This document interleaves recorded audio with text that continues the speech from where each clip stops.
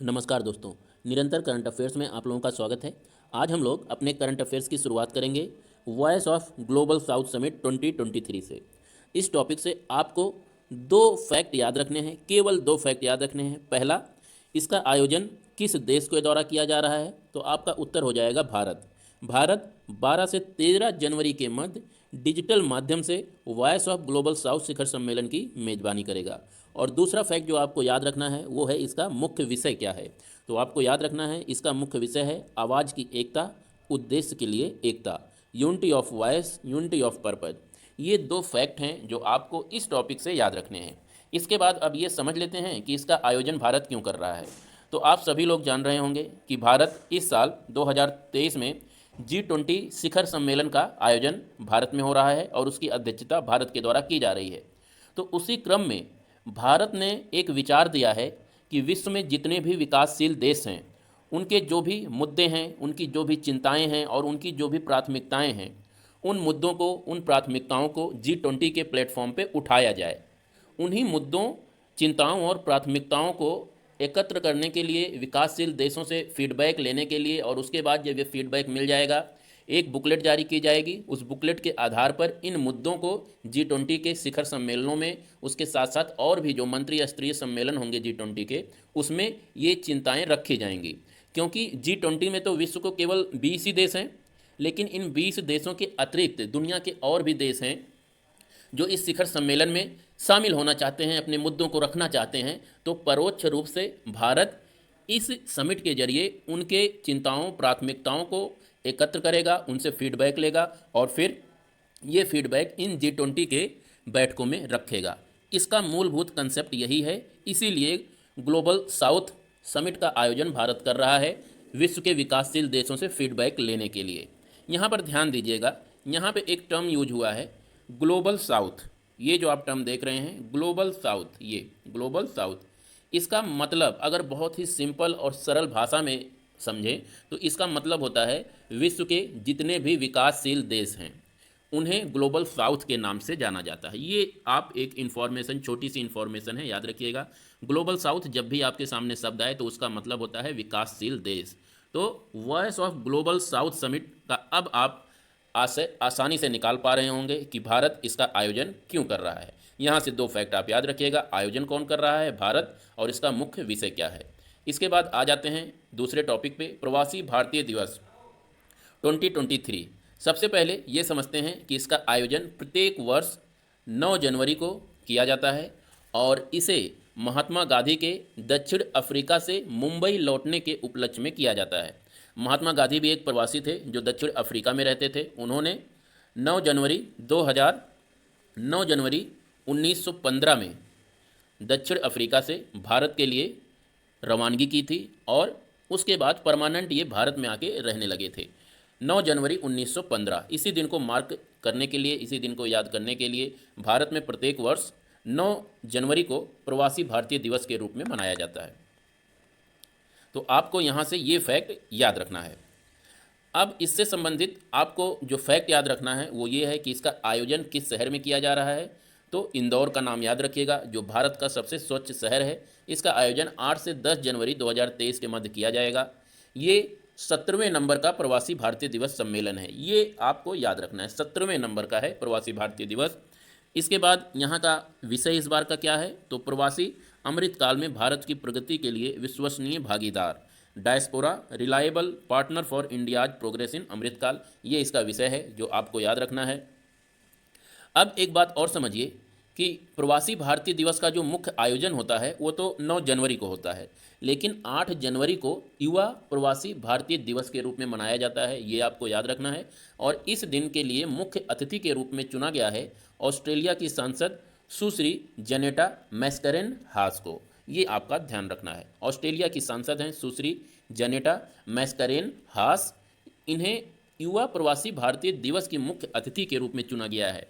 और प्रवासी भारतीय दिवस के बारे में अगर बात करें तो इसके मुख्य अतिथि अलग हैं, ये फैक्ट आप ध्यान रखिएगा, बहुत इंपॉर्टेंट है, कन्फ्यूजन हो सकता है। युवा प्रवासी दिवस के लिए अलग मुख्य अतिथि हैं और प्रवासी भारतीय दिवस के लिए अलग मुख्य अतिथि हैं, ये आप ध्यान रखिएगा। प्रवासी भारतीय दिवस के मुख्य अतिथि की अगर बात करें तो ये हैं गुयाना के राष्ट्रपति डॉक्टर मोहम्मद इरफान अली। तो इरफान अली का आपको नाम याद रखना है। ये प्रवासी भारतीय दिवस के मुख्य अतिथि हैं।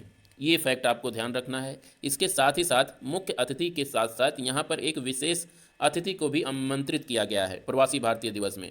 विशेष अतिथि और मुख्य अतिथि, इन दोनों के बीच में आपको कंफ्यूज नहीं होना है। ऑप्शन में ये दोनों नाम दिए रहेंगे, तो आपको याद रखना है विशेष अतिथि सूरीनाम के राष्ट्रपति हैं चंद्रिका प्रसाद संतोखी। ये आपको याद रखना है। तो ये 3 नाम आपको याद रखने हैं। पहला, चंद्रिका प्रसाद संतोखी जो कि प्रवासी भारतीय दिवस के मुख्य अतिथि हैं, माफ़ कीजिएगा विशेष अतिथि हैं। उसके बाद इरफान अली जो कि प्रवासी भारतीय दिवस के मुख्य अतिथि हैं। और उसके बाद ऑस्ट्रेलिया की सांसद सुश्री जनेटा मैस्करेन हास, ये युवा प्रवासी भारतीय दिवस की मुख्य अतिथि हैं। यहाँ से ये 3 नाम आपको जरूर याद रखना है। ये क्वेश्चन आपके एग्जामिनेशन में जरूर बनेगा और ये पूछा जाएगा। इसके साथ ही साथ यहीं से ही आपको याद रखना है, एक स्मारक डाक टिकट जारी किया गया है भारत सरकार के द्वारा। इस स्मारक डाक टिकट का टैगलाइन याद रखना है आपको, सुरक्षित जाएं प्रशिक्षित जाएं। ये टैगलाइन आपको याद रखना है। सुरक्षित जाएं प्रशिक्षित जाएं, बेसिकली अगर बात की जाए तो ये विदेश मंत्रालय की प्रवासी कामगारों के लिए एक अभियान शुरू किया गया है कि सुरक्षित जाएं प्रशिक्षित जाएं। और इसी अभियान को अब एक डाक टिकट के रूप में जारी किया गया है, उसे एक डाक टिकट का रूप दिया गया है जो कि इस प्रवासी भारतीय दिवस के मौके पर जारी किया जाएगा। ये वो डाक टिकट है, आपको ये याद रखना है, स्मारक डाक टिकट।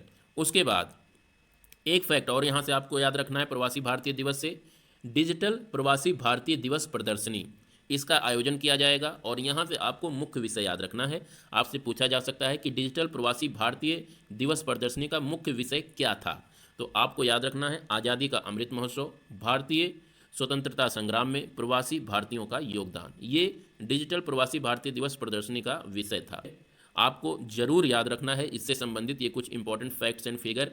पहला कि इसका आयोजन कहाँ पर हुआ है, इसका थीम क्या था इस बार का, युवा प्रवासी भारतीय दिवस की मुख्य अतिथि कौन थी, प्रवासी भारतीय दिवस के मुख्य अतिथि कौन थे, और प्रवासी भारतीय दिवस के विशेष अतिथि कौन थे। उसके साथ साथ स्मारक डाक टिकट जो जारी हुआ है उसका टैगलाइन क्या है, और डिजिटल प्रवासी भारतीय दिवस प्रदर्शनी जो आयोजित हुआ है उसका विषय क्या है, किस विषय पर डिजिटल प्रवासी भारतीय दिवस प्रदर्शनी आयोजित की गई है। ये फैक्ट एंड फिगर है प्रवासी भारतीय दिवस से जो आपको याद रखना है। इसके बाद आ जाते हैं एस्ट्रो टूरिज्म में। Astro tourism sky gazing event, इसका आयोजन किया गया है दिल्ली में इंडिया गेट पर। आपको केवल इतना याद रखना है कि astro tourism sky gazing event का आयोजन कहाँ पर किया गया है, तो दिल्ली के इंडिया गेट पर आपका उत्तर हो जाएगा। और भारत का पहला डार्क स्काई रिजर्व लद्दाख के हानले गांव में खोला गया है। एस्ट्रो टूरिज्म का मतलब हो गया है कि रात में जाके स्काई को देखना, आसमान को देखना, चांद तारों को देखना, टेलीस्कोप की मदद से कैसे क्या दिख रहे हैं, उन सब चीज़ों के लिए एस्ट्रो टूरिज्म एक नया पर्यटन का रूप अभी खुल के सामने आ रहा है, विकसित हो रहा है। उसी क्रम में इंडिया गेट पे एस्ट्रो टूरिज्म इवेंट आयोजित किया गया है, तो आपको ये याद रखना है। इसके बाद आ जाते हैं दूसरे टॉपिक पर, पूर्वोत्तर कृषि कुंभ 2023 का आयोजन कहाँ किया गया है। ये अगर आपसे पूछा जाए तो मेघालय का एक शहर है उमियाम, वहीं पर पूर्वोत्तर कृषि कुंभ 2023 का आयोजन किया गया है। भारत के अगर केंद्रीय कृषि और किसान कल्याण मंत्री की बात करें तो नरेंद्र तोमर हैं। बात मेघालय की हुई है तो मेघालय से संबंधित कुछ फैक्ट एंड फिगर देख लेते हैं। सबसे पहले ये देखते हैं कि ये किन किन क्षेत्रों के आसपास बसा हुआ है। तो आप ये जानिए, इसके उत्तर में, पूरब में, पश्चिम में असम राज्य से ये घिरा हुआ है और इसके दक्षिण में बांग्लादेश है। तो आपको ये ध्यान रखना, ये जो शिलोंग, ये रहा शिलोंग, डिब्बे के आकार का है बिल्कुल। इसके उत्तर, पश्चिम और पूरब में असम राज्य है और दक्षिण में बांग्लादेश है। तो ये तो रहा शिलोंग मेघालय, जिसकी राजधानी शिलोंग है। अब कुछ फैक्ट और फिगर और बात कर लेते हैं। इसका गठन 21 जनवरी 1972 में किया गया। ये आप 72 याद रखिए, इसका गठन 72 में किया गया।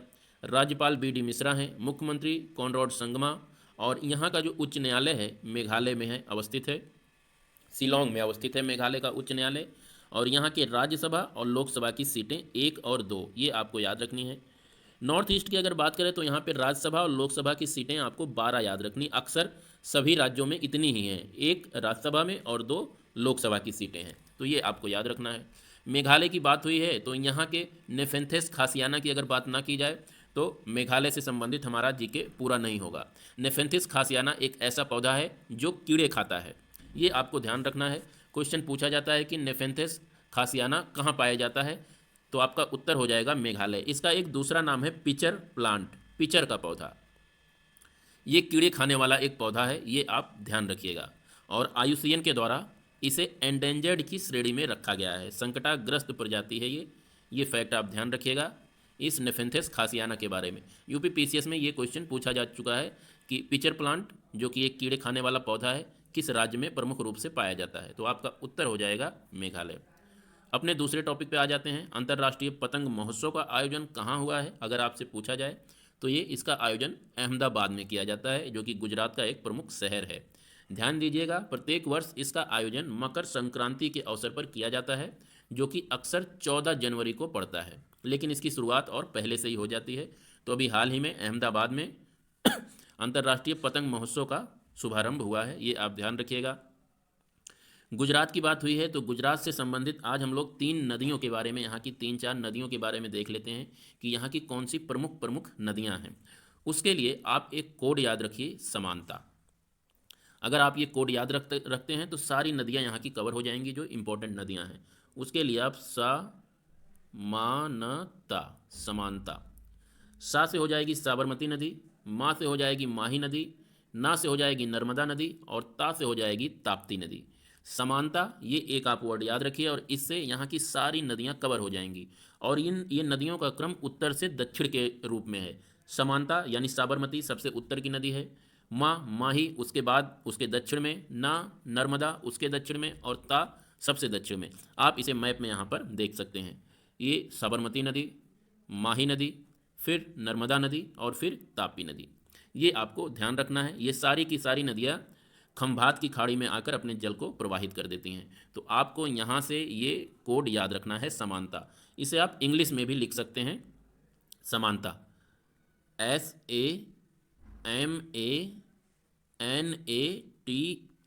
समानता। साबरमती, माही, नर्मदा और तापी। तो ये यहाँ की 4 नदियाँ हैं जो आपको याद रखना है इस कोड के जरिए। यहाँ के अगर सबसे ऊंचे शिखर की बात करें तो यहाँ का जो सबसे ऊंचा शिखर है वो है गिरनार की चोटी, यहाँ पर अवस्थित है कठियावाड़ के प्रायद्वीप में। यहाँ पर मुख्य रूप से 2 प्रायद्वीप हैं, एक ये, इस प्रायद्वीप को कहते हैं कठियावाड़ का प्रायद्वीप और इस प्रायद्वीप को कहते हैं कच्छ का प्रायद्वीप। तो आप ये याद रखिएगा, यहाँ की जो सबसे ऊंची चोटी है गिरनार चोटी, वो कठियावाड़ की प्रायद्वीप में अवस्थित है। गिरनार की ये जो चोटी है या गिरनार का ये जो पर्वत है, यहाँ पर बहुत अधिक मात्रा में जैन मंदिर अवस्थित हैं और ये धार्मिक नगरी के आसपास यहाँ पे बहुत सारे जैन मंदिर अवस्थित हैं। उनमें से सबसे इंपॉर्टेंट जैन मंदिर आपको याद रखना है नेमिनाथ का मंदिर है। बेसिकली आपको ये फैक्ट याद रखना है कि गिरनार की पहाड़ियाँ जो हैं जैन धर्म के लिए अति महत्वपूर्ण की हैं, इनका धार्मिक महत्व है। तो आप ये याद रखिए यहाँ से संबंधित। और गुजरात का एकमात्र हिल स्टेशन है सापुतारा, इसे भी आप लोग याद रखिए। सापुतारा यहाँ पे अवस्थित है, पश्चिम घाट की श्रेणी में अवस्थित है ये सापुतारा। तो आप ये याद रखिए गुजरात से संबंधित कुछ फैक्ट एंड फिगर। इसके बाद आ जाते हैं हम लोग अपने दूसरे टॉपिक पे। निक्केई एशिया रिपोर्ट एक जारी किया है इसने। इस रिपोर्ट के अनुसार भारत दुनिया का सबसे बड़ा ऑटो बाजार बन गया है, 3रे नंबर का। पहले स्थान पर चीन है और अमेरिका दूसरे स्थान पर है।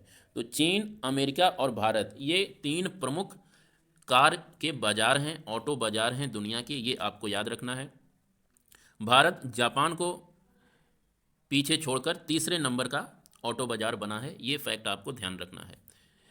बात ऑटोमोबाइल इंडस्ट्री की हुई है तो याद रखिए अमेरिका में एक शहर है डेट्रॉइट, ये ऑटोमोबाइल उद्योग के लिए विश्व का सबसे प्रसिद्ध केंद्र है। डेट्रॉइट अमेरिका में अवस्थित है, ये आप याद रखिएगा। और अगर भारत में प्रमुख ऑटोमोबाइल केंद्र की बात करें तो भारत का सबसे बड़ा ऑटोमोबाइल केंद्र चेन्नई में अवस्थित है, जिसे एशिया का डेट्रॉइट के नाम से जाना जाता है। डेट्रॉइट क्यों? क्योंकि डेट्रॉइट ये वो स्थान है जहाँ पे कारों का निर्माण किया जाता है। ये अमेरिका का सबसे बड़ा या दुनिया का सबसे बड़ा कार निर्माण का स्थल है। भारत में अगर निर्माण उद्योग की बात करें कारों की तो 3 क्षेत्र देखने को मिलते हैं। दक्षिणी क्लस्टर जहाँ का चेन्नई सर्वप्रमुख स्थान है, पश्चिमी क्लस्टर जो कि महाराष्ट्र में अवस्थित है, यहाँ पर मुंबई और पुणे प्रमुख स्थल हैं, और उत्तरी क्लस्टर, ये उत्तरी क्लस्टर राष्ट्रीय राजधानी क्षेत्र दिल्ली के आसपास अवस्थित है, जिसमें हरियाणा का गुड़गांव और मानसर ये 2 प्रमुख स्थल हैं जो आपको याद रखना है।